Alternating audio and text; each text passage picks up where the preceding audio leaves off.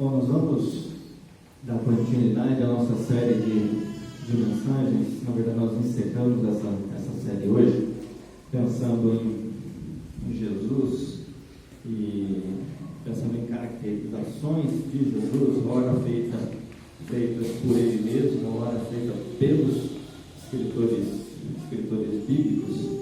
E é claro que o que nós fizemos aqui durante esses domingos é apenas um lampejo, né? Uma fração minúscula de tudo aquilo que nós poderíamos falar. Nós poderíamos ficar o ano inteiro falando sobre isso, na verdade um pouco mais de um ano falando sobre isso, se nós começássemos desde o Antigo Testamento e fôssemos avançando livro após livro e observando como a Bíblia trata a pessoa de Jesus. Lembrando que de Gênesis a Apocalipse, a Bíblia é um livro sobre Jesus. A Bíblia é um livro que aponta para Jesus de Gênesis a Apocalipse.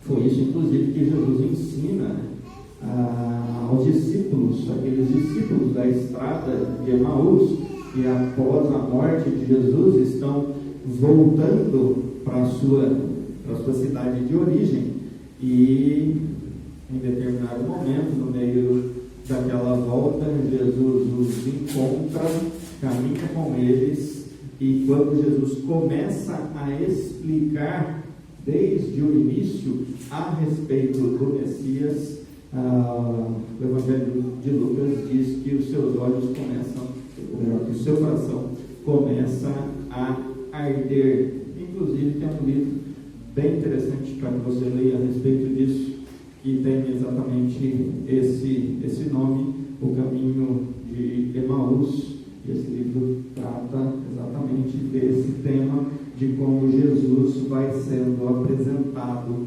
em toda a história bíblica, que começa lá em Gênesis. Então nós poderíamos ficar aqui muito tempo falando sobre isso, mas eu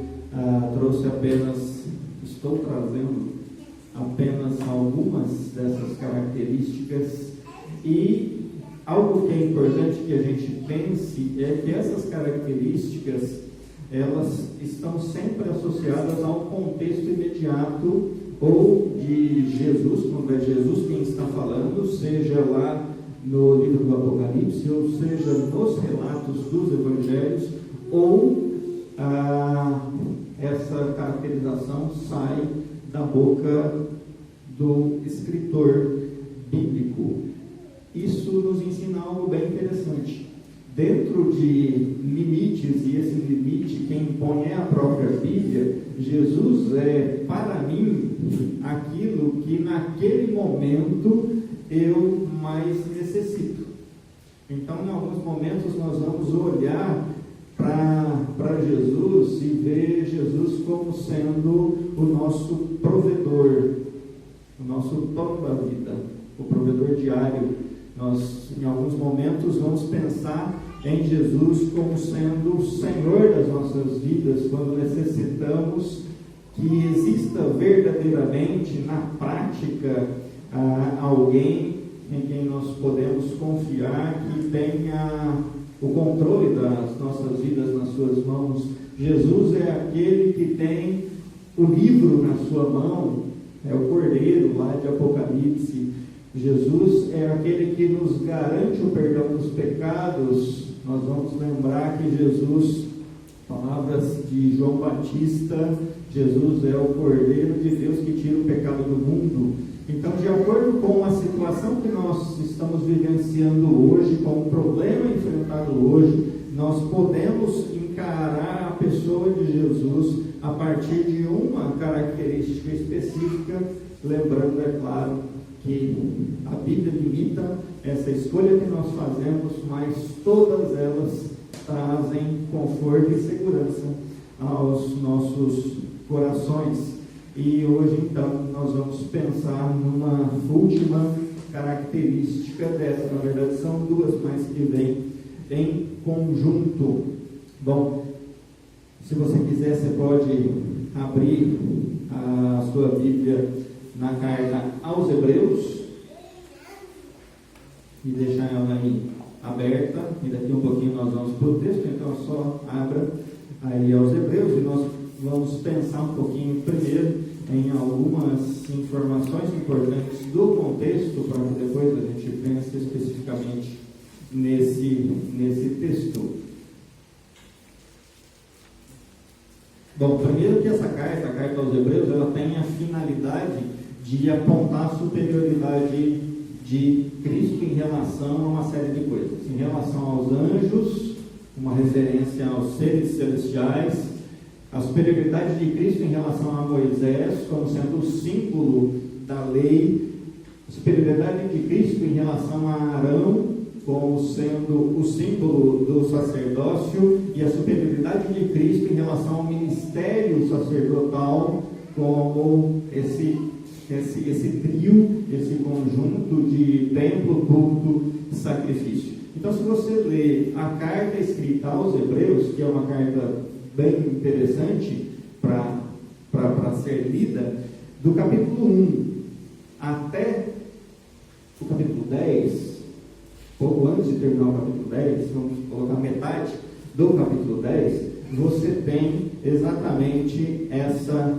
ordem: superioridade de Cristo em relação aos anjos, em relação a Moisés, em relação a Arão, em relação a ministério sacerdotal que envolve templo, culto, sacrifício. Bom, em outras palavras, a carta de Hebreus, ela é escrita para firmar a convicção de que Cristo é superior a qualquer bagagem religiosa, a qualquer compreensão religiosa que aqueles primeiros ouvintes judeus, como o próprio nome já diz, aos Hebreus, pudessem carregar. Se eles aprenderam a importância, a grandeza da lei de Moisés, isso não é desmentido, mas a carta aos Hebreus vai ensinar que Cristo é superior à lei de Moisés.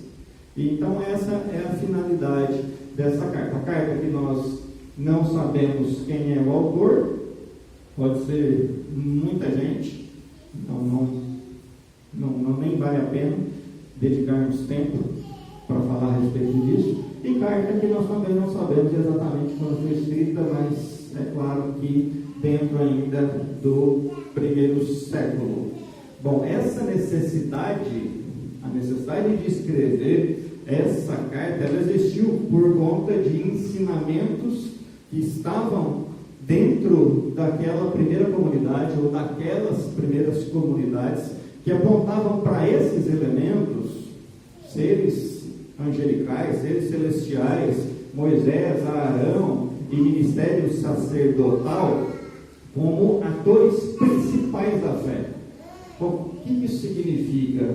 Isso é o mesmo que dizer que a necessidade da escrita da carta aos Hebreus era uma religiosidade que havia dentro de uma igreja que já deveria ter superado essa religiosidade, porque a vida com Cristo não é uma vida de religiosidade, é uma vida vivida, e não vida que está alicerçada nos cerimoniais, nos objetos e nas coisas sagradas. Para nós, não existe essa sacralidade das coisas.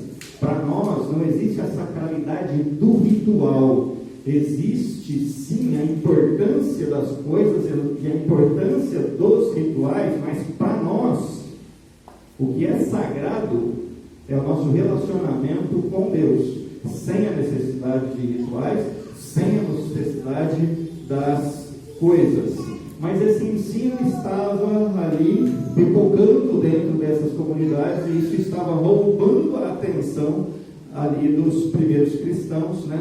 Primeiro século ainda, igrejas cristãs sendo formadas, cristãos amadurecendo na sua fé, e isso continuava ali, e hoje não é muito diferente essa realidade. Então, é no meio desse ambiente que o autor, ele traz à memória alguns personagens que depositaram a sua fé não naquilo que experimentaram no seu a partir da leitura do seu tempo de vida, mas eles depositaram a sua fé em algo que estava adiante e que para eles era inexplicável. É o nosso tão conhecido capítulo 11 da Carta aos Hebreus, que nós nos acostumamos de chamar, né? Nós conhecemos dessa maneira como sendo o capítulo dos heróis da fé, onde você encontra ali que pela fé Abraão, pela fé Isaac, pela fé José, pela fé Moisés, pela fé Raabe, e pela fé, e pela fé, e pela fé. E ali então o autor resgata diversos personagens bíblicos para falar como que essas pessoas viveram a sua fé, mas o que é interessante notarmos é que elas não viveram a sua fé simplesmente pensando naquilo que eles mesmos sequer pudessem explicar.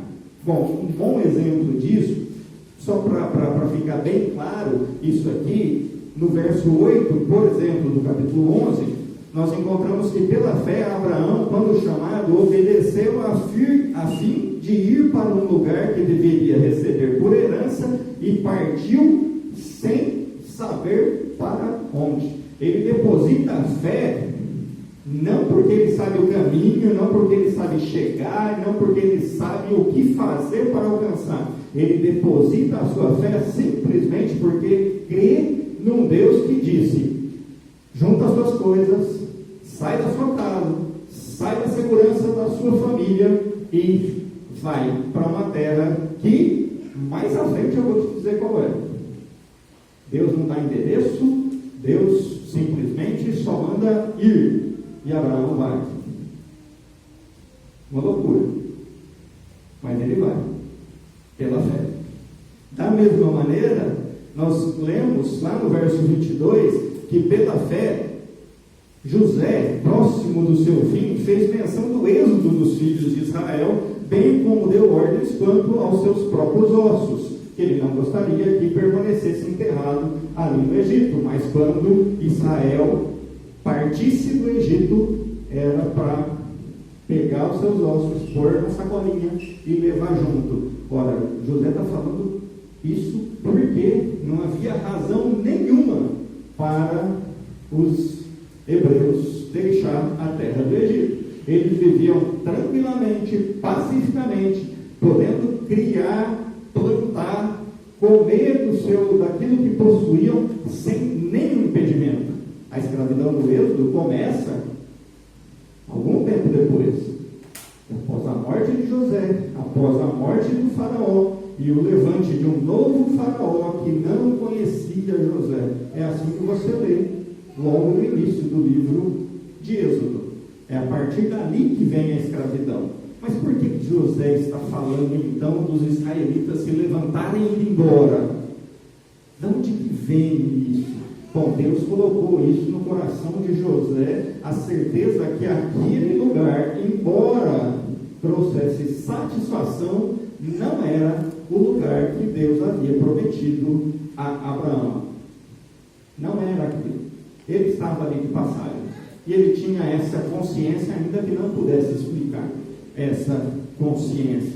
Com Moisés é a mesma coisa. E Moisés prefere as riquezas, lá no verso 24, pela fé Moisés, quando já homem feito, recusou ser chamado filho da filha de Faraó, preferindo ser maltratado junto com o povo de Deus, a usufruir prazeres transitórios do pecado, porquanto considerou o próprio de Cristo por maiores riquezas do que os tesouros do Egito, porque contemplava o galardão. Bom, nem passava pela cabeça de Moisés a existência do Cristo. Não havia menção da vinda do Messias até esse momento. Mas por que ele decide deixar o conforto, a segurança, o status, o poder, o prestígio de ser um dos príncipes do Egito para viver como um povo? Bom, porque Deus havia plantado no seu coração que aquilo ali era transitório, que aquilo ali era passageiro, que aquela terra não era a terra prometida a Abraão, e pela fé ele toma a decisão de se libertar de tudo aquilo que hoje nós corremos atrás para viver como o povo de Deus, porque ele crê que o povo de Deus sempre alcançará algo melhor do que a nossa forte mão pode conquistar. É pela fé que se vive dessa maneira. O autor aos Hebreus faz questão de resgatar esses nomes para nos ensinar, então, que a fé, ela é vivida não somente por aquilo que nós podemos explicar, mas quando ele faz isso, dentro ali do seu contexto, dentro do seu tempo, e ele resgata aqueles personagens bíblicos que tomaram decisões estranhas ao seu momento, decisões que eles não sabiam nem por que estavam tomando. Isso, num primeiro momento, nos parece estranho. Mas hoje, nós olhamos para isso, nós lemos esses mesmos textos, e nós não temos essas mesmas dúvidas. Ou pelo menos não deveríamos ter essas mesmas dúvidas. Porque para nós não existe mais isso. Não existe mais isso.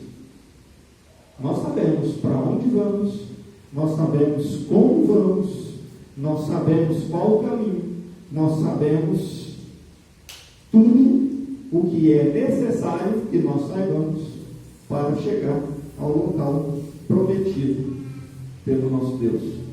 Não existe mais mistério a ser revelado, não existe nada a ser revelado no caminho. Já foi. Nós estamos já um passo adiante.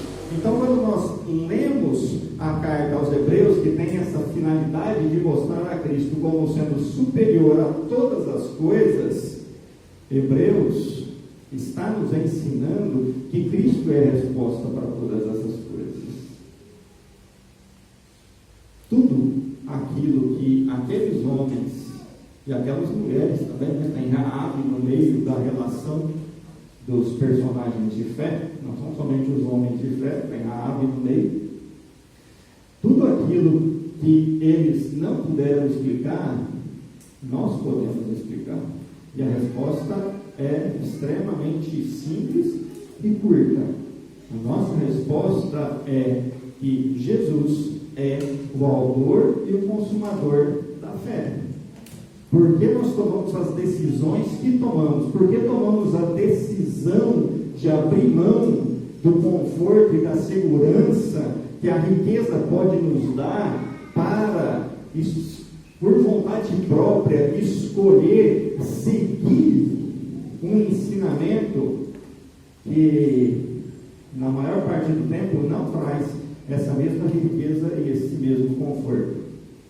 A não ser que você embarque na teologia da prosperidade e corra atrás disso. Mas por que nós fazemos isso? Por que nós vivemos essa vida e, embora a morte nos traga pavor, nós ainda assim temos uma resposta para o que vai acontecer depois da morte? Por que nós podemos olhar para todo o universo criado e vermos que dia a dia esse universo está se desgastando, está se desorganizando, e sabermos que em algum momento isso aqui vai chegar ao fim, mas ainda assim sabermos que um novo universo será criado de uma maneira muito melhor do que essa que nós experimentamos aqui hoje? A qualquer uma dessas respostas nós vamos dar, a qualquer uma dessas perguntas nós daremos a mesma resposta, ou pelo menos nós colocaremos todas essas respostas diante da pessoa de Cristo, todas elas. Porque nós podemos confiar no amanhã, não é isso que nós cantamos? Nós cantamos isso na Páscoa, né? Porque Ele vive. Nós não temos respostas para o que acontecerá no amanhã se nós tirarmos Cristo da resposta. Nenhuma. Qual a esperança que nós temos da vida pós-morte? Bom, se você tirar Cristo, não tem esperança nenhuma mais. Qual que é a esperança que nós temos desse novo céu e nova terra? Bom, tire Cristo da resposta, que não existe mais resposta. Bom, Cristo é a resposta para todas as coisas. E é sobre isso que nós vamos pensar um pouco aqui hoje. É assim porque Cristo, Ele é o autor e consumador da nossa fé. Hebreus capítulo 12, versos 1, 2 e 3, nos diz assim. Hebreus capítulo 12, versos 1, 2 e 3. Portanto, também nós, visto que temos a rodear-nos tão grande nuvem de testemunhas, desembaraçando-nos de todo o peso e de todo o pecado que tenazmente nos assedia, corramos com perseverança a carreira que nos está proposta, olhando firmemente para o autor e consumador da fé, Jesus, o qual, em troca da alegria que lhe estava proposta, suportou a cruz, não fazendo caso da vergonha, e está assentado à destra do trono de Deus. Considerai, pois, atentamente aquele que suportou tamanha oposição dos pecadores contra si mesmo, para que não vos fatigueis, desmaiando em vossa alma. Bom, esses 3 versos têm muito a nos ensinar a respeito dessa nossa vida cristã, a partir dessa caracterização de Jesus como sendo o autor e consumador da nossa fé. A primeira delas é que a vida cristã é caracterizada aqui como vida em movimento. Vida em movimento. 2 palavras aqui no verso 1 nos ajudam a entender isso. Primeiro, corramos, e a segunda, a carreira. Bom, isso tem que acender um sinal de alerta para a gente.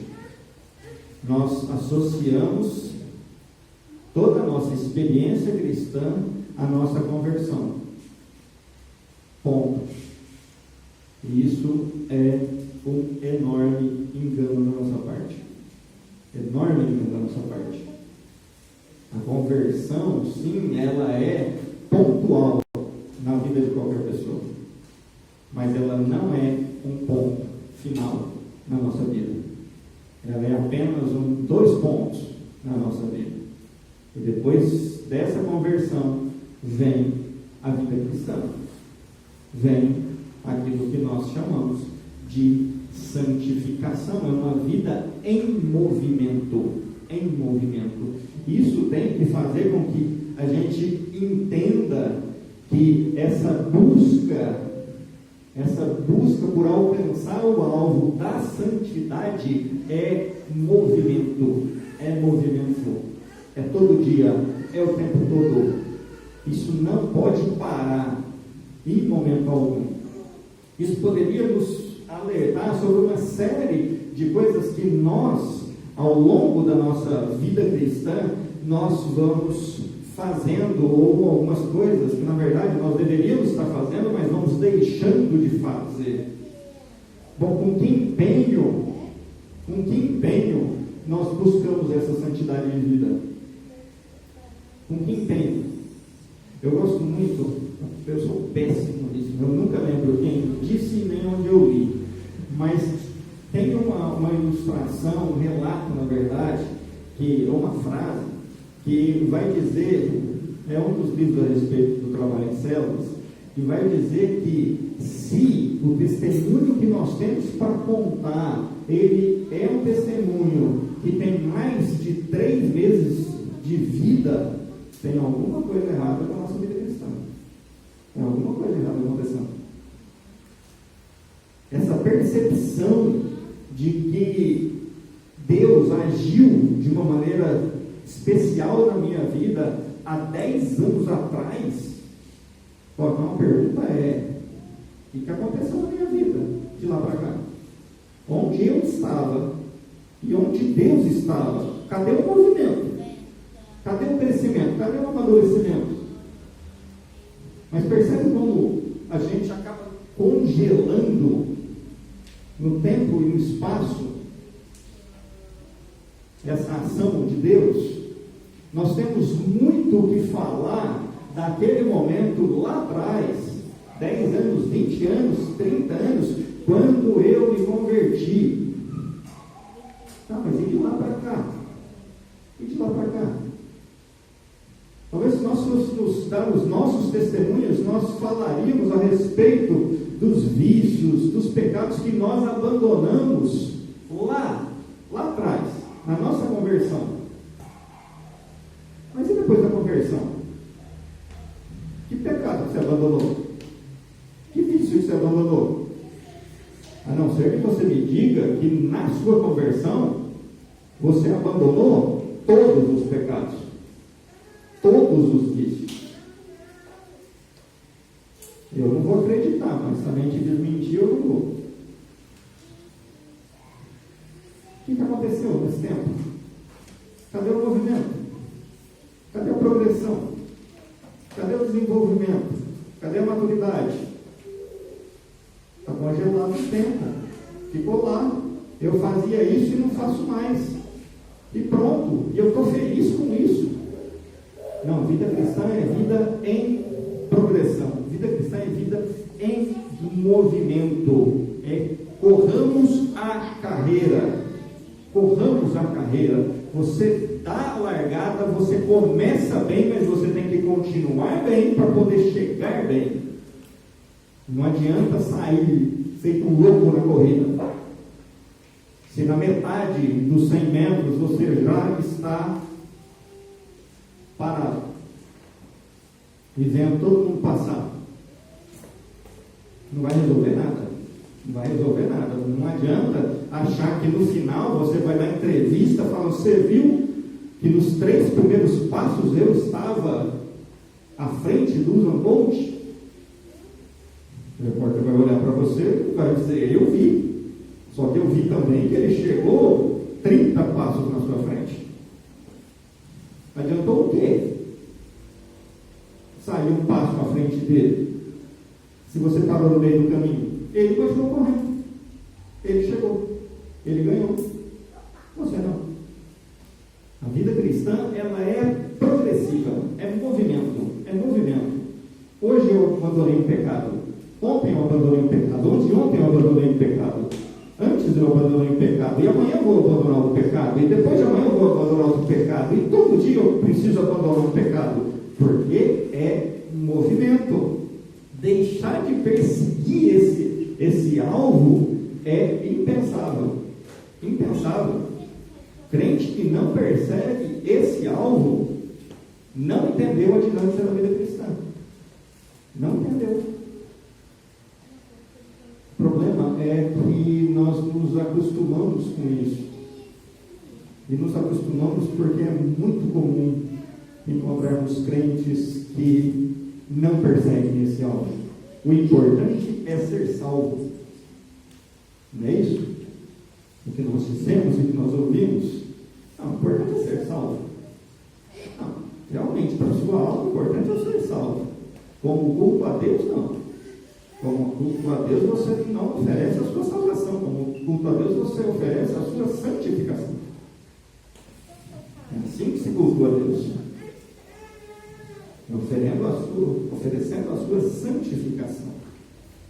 E isso não é uma escolha. Não fomos nós que estabelecemos isso. O texto bíblico nos diz isso.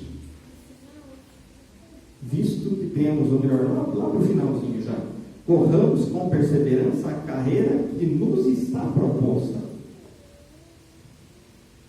Quem estabelece o alvo, quem estabeleceu a fita, a linha de chegada, não fomos nós. Se não somos nós que estabelecemos a linha de chegada, não dá para correr um tanto e falar: bom, tá bom aqui e isso é o suficiente. Isso não compete a mim nem a você. O quanto eu preciso me santificar, o quanto Deus quer que nós nos santifiquemos. Não, mas eu acho que eu já estou bom do jeito que está bom. Você acha que você está bom, Deus não acha. Como entre a vontade minha e a vontade dele, o padrão meu e o padrão dele, quem prevalece é o dele. Não tem conversa a respeito disso. Não é uma escolha. Não é uma escolha. Acreditar nisso, acreditar nessa escolha, acreditar que já é o suficiente, é o engano que nós vivemos antes da nossa conversão. Você é crente? Não, mas eu estou bom do jeito que eu estou. Não mato, não fumo, não bebo. Bom, não é isso. Essa corrida, esse processo todo, esse movimento, ele é caracterizado por esforço. Ser crente não é uma caminhada fácil. Não é uma caminhada fácil. Às vezes nós confundimos os termos e parece que é assim. Bom, como nós não pagamos pelo preço do pecado, parece que tudo é fácil. Não, não é. Não é. A primeira parte é verdadeira, nós não pagamos o preço. A segunda parte não é. Não é fácil. Exige esforço, suor. Não é sangue e suor, porque o sangue não é nosso, mas o suor é. O suor é esforço. Livremos-nos com perseverança, com insistência. Só precisa ser perseverante para você fazer aquilo que não é fácil de fazer. Só precisa de insistência para que seja feito aquilo que dá trabalho para ser feito. Esforcemo-nos para, desembaraçando-nos de todo o peso e pecado que tenazmente nos arrodia ou nos assedia. É o final do verso 1. Tem que ter perseverança, tem que ter insistência, é preciso suar, é preciso lutar, é preciso realmente entrar nesse movimento com disposição, é preciso ter a consciência da exigência desse movimento. É corrida. Paulo usa essa mesma ilustração para falar que a vida cristã é uma corrida. Não que eu atingi o alvo. É o que Paulo vai dizer, prestes a morrer. Na última carta que ele escreve. Corri até agora. Corri até agora. Esforcei, me movimentei nesse caminho até agora. E tenho consciência de que não atingi o alvo. Nós precisamos ter essa consciência desse movimento, para não cair nesse engano diabólico que é o do ser salvo é suficiente. Bom, o que você tem se ser salvo é o suficiente? Você tem um céu que ficará cheio, mas uma terra que é um inferno. E é incrível que é uma terra que é um inferno cheia de crente. Porque crente vive aqui como se fosse os capeta. Não é isso. Não é isso. Claro que não é isso.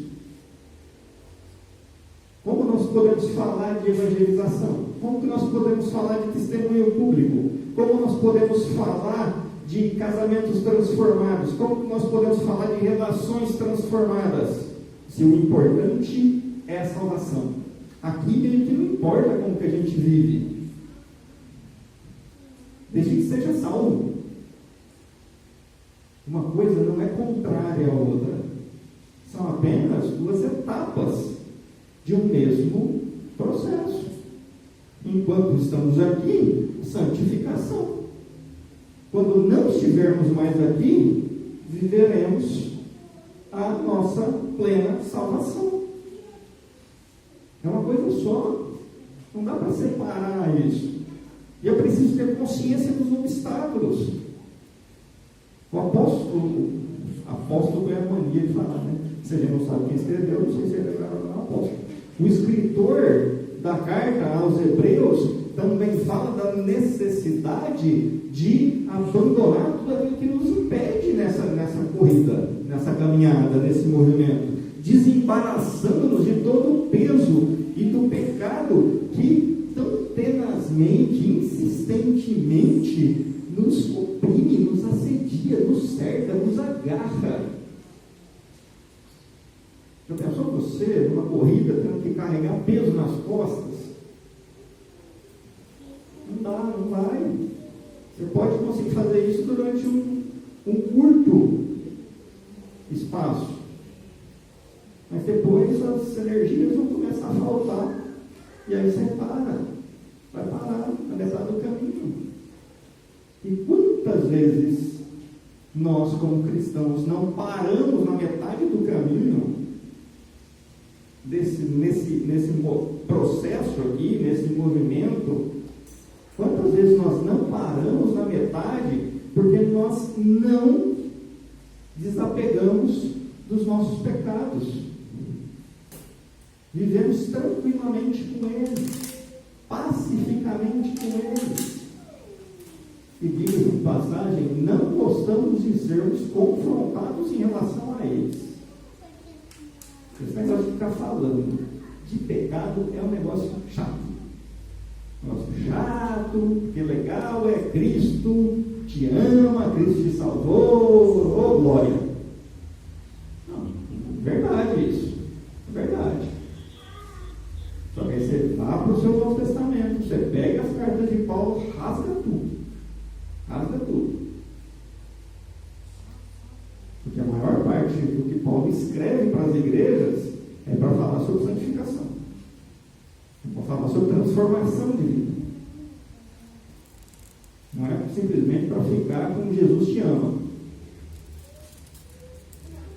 A gente faz essa leitura infantilizada da vida cristã, mas não presta atenção que essa vida cristã exige a consciência de que na vida existem esses obstáculos, e esses obstáculos precisam ser despojados.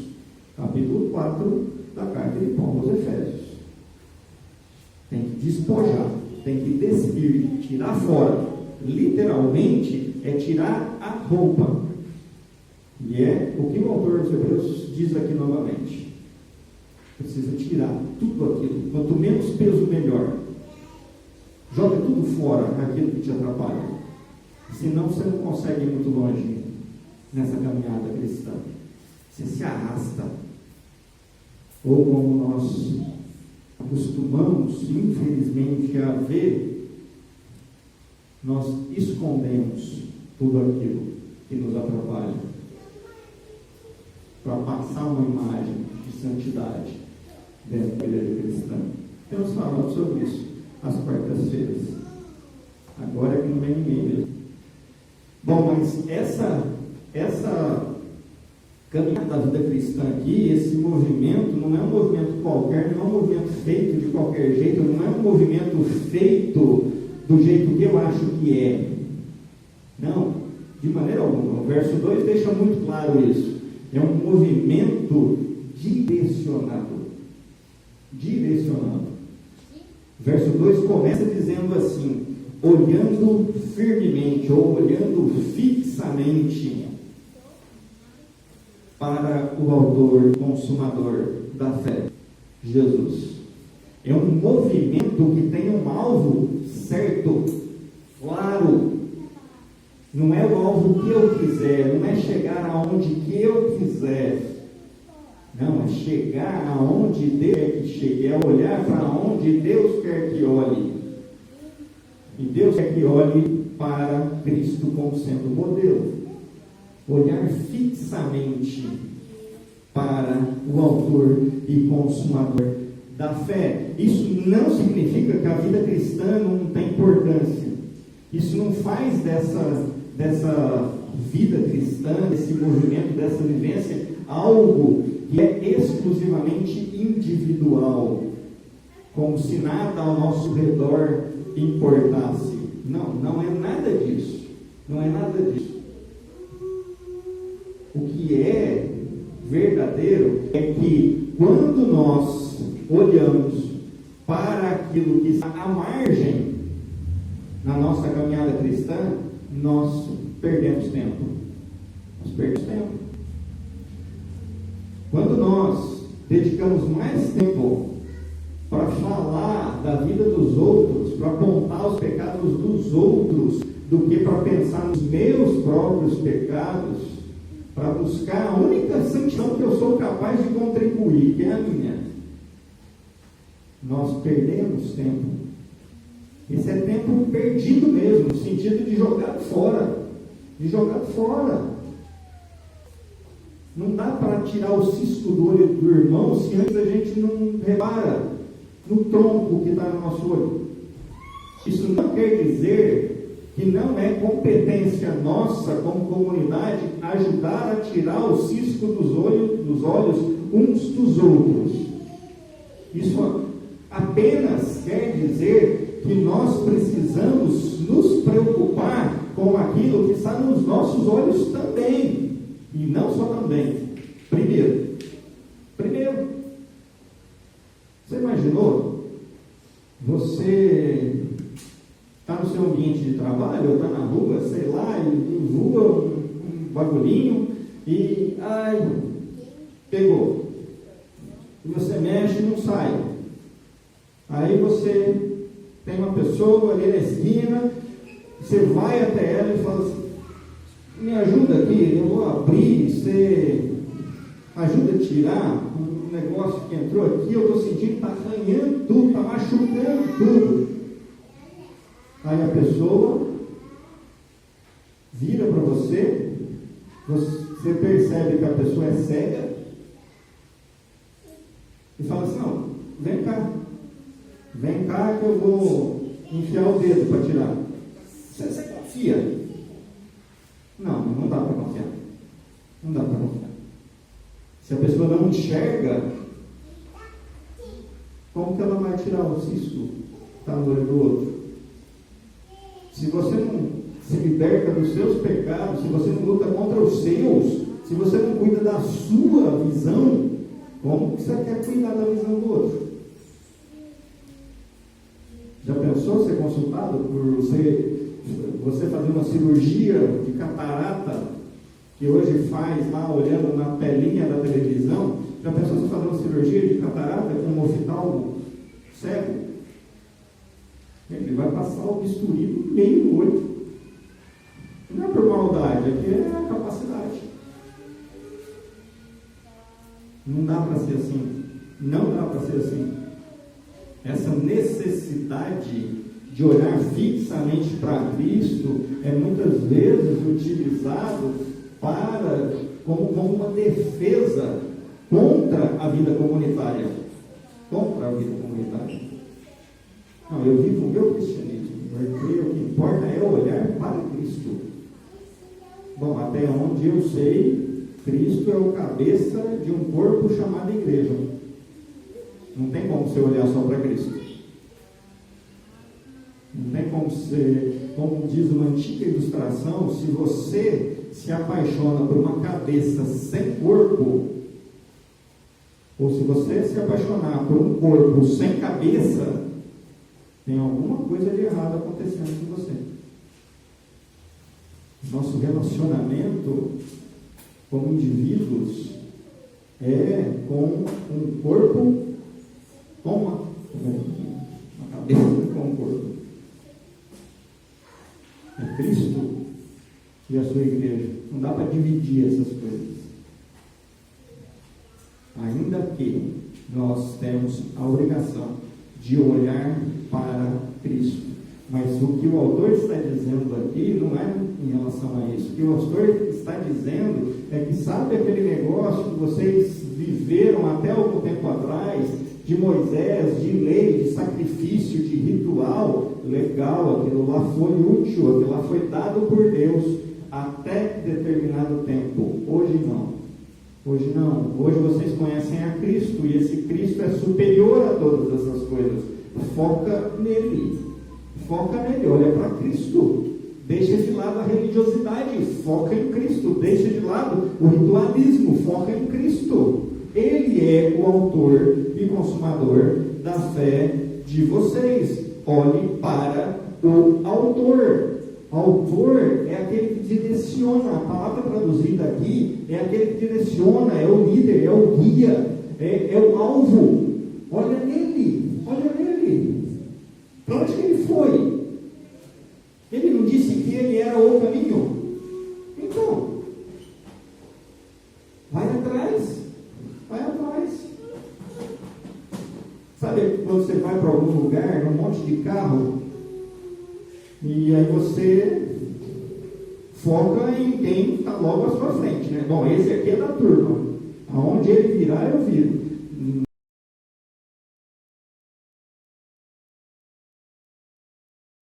Nem sempre dá certo, né? Às vezes o cara se perde e você se perde junto, mas não tem outra coisa a fazer. Você foca naquela pessoa que teoricamente está seguindo o outro, e que lá na frente está seguindo o líder desse comboio. É assim que funciona. E na vida cristã não é diferente disso.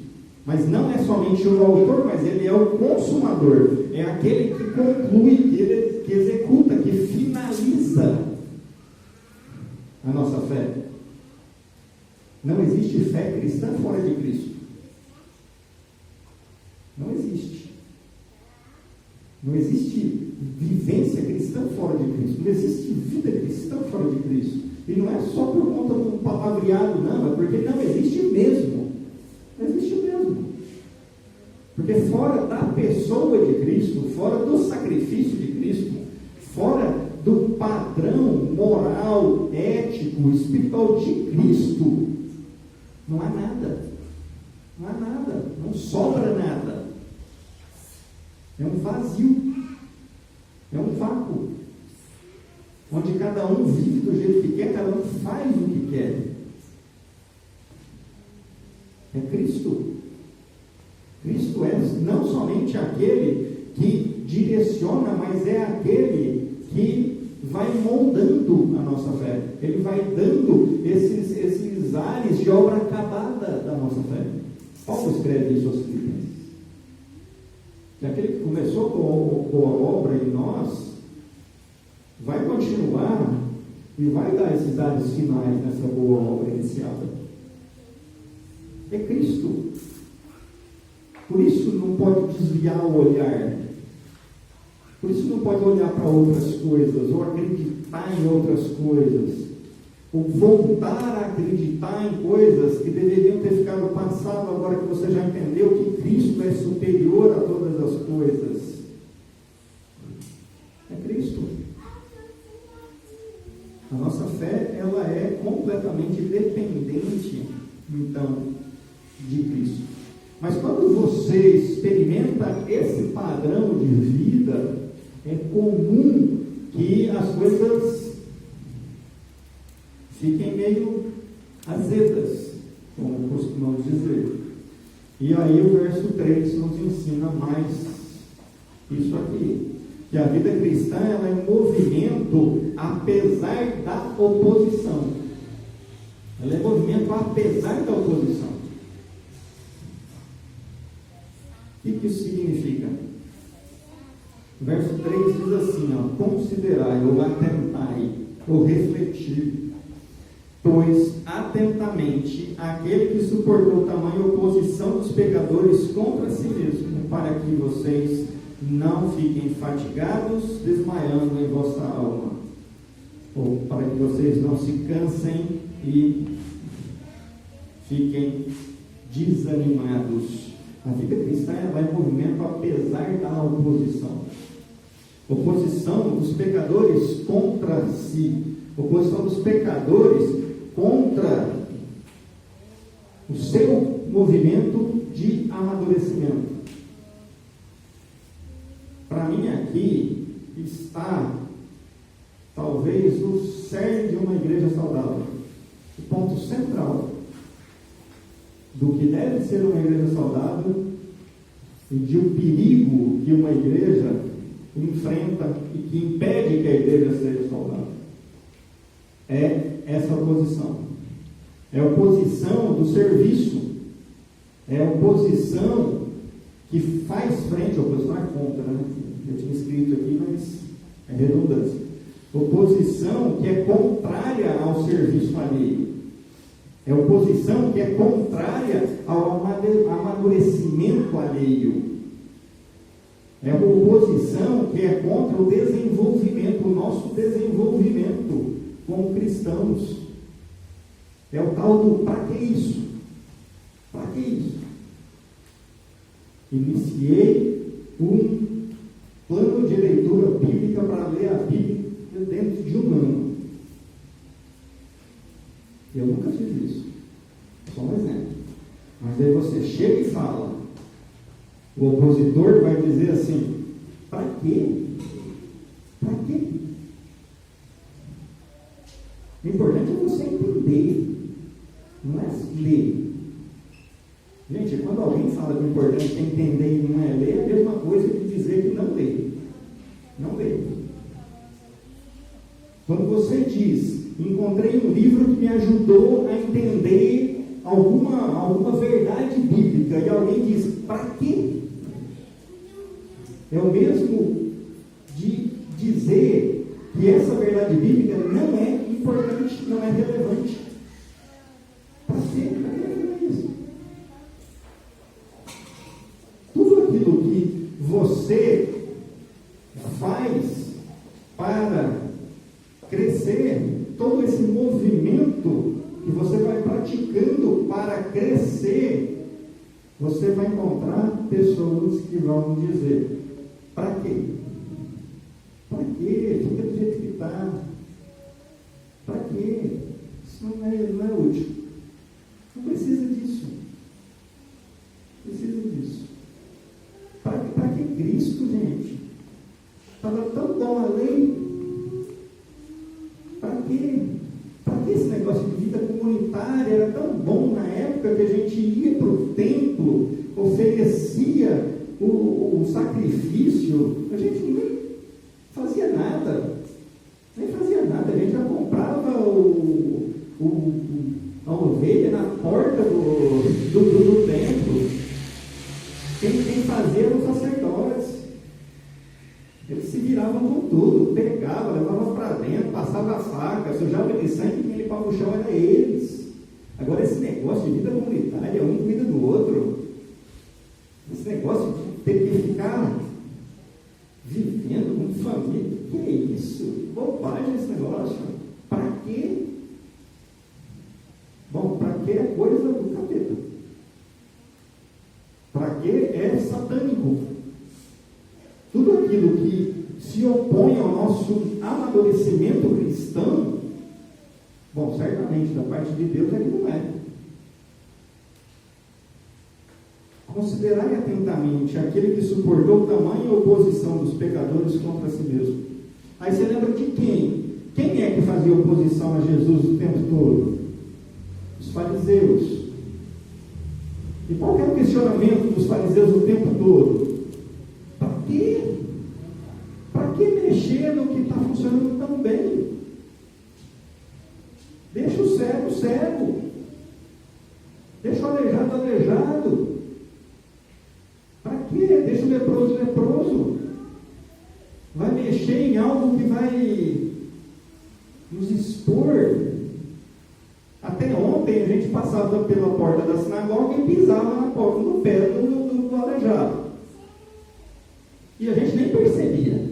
E ninguém nem percebia. Estava todo mundo acostumado. Agora vem esse Jesus e restaura a saúde do aleijado. O aleijado entra dentro da sinagoga gritando, pulando, festejando. O que aconteceu? Todo mundo agora percebeu que o ex-aleijado existe. E pior ainda, perceberam que durante anos nós pisamos no pé dele sem dar atenção para ele. Para que foi mexer nisso? Para quê? Era só deixar do jeito que estava. Com mais uns anos o cara morria. Está resolvido. Mas não, né? Tem que mexer. Estava funcionando tão bem. Todo mundo olha para a gente, acha que a gente é entendido da lei, todo mundo respeita, todo mundo vê a gente orando na esquina e fala assim, ó, cara é piedoso, hein? Você ouviu a oração dele? Não, tem que vir esse Jesus e falar, esse negócio de ficar orando na esquina aí, não, pode parar com isso. Esse negócio de ficar orando para chamar a atenção das pessoas, não, para com isso. Gente, para quê? Deixa do jeito que está. Não é deixa do jeito que está, não. Tem que melhorar, é movimento. Vida cristã é movimento. Tem que ser. Então, essa oposição em relação ao que o amadurecimento do outro, essa oposição em relação ao serviço do outro, faz parte da nossa vida cristã em movimento. Sempre será assim. E essa oposição não é de fora, essa oposição é de dentro. É de dentro do ambiente cristão, praticada por aqueles que não querem se movimentar, praticada por aqueles que não querem amadurecer. E por que precisa tomar cuidado? Porque senão chega uma hora que a gente fica muito cansado e fica desanimado. Não aguento mais. Não aguento mais. Vontade de fazer mais nada. Não é assim? Vontade de fazer mais nada. Não desperdice sua força com oposição. Ao contrário disso, invista a sua força vivendo o movimento da vida direcionada a Cristo, por Cristo e para Cristo. Gaste tempo e energia para crescer. E não jogue fora tempo e energia lidando com oposição dentro do ambiente cristão. Não perca tempo. Não perca tempo. A vida cristã, ela é vida em movimento. Mas caminha quem quer. Quem quer se desenvolver, se desenvolve. Quem quer crescer, cresce. Quem quer amadurecer, amadurece. E quem não quer, não quer. Cada um de nós prestaremos conta diante do nosso Deus. Nós somos salvos. Isso não quer dizer que nós não estaremos um a um diante do tribunal de Cristo, prestando conta. E aí cada um vai dar conta do seu movimento.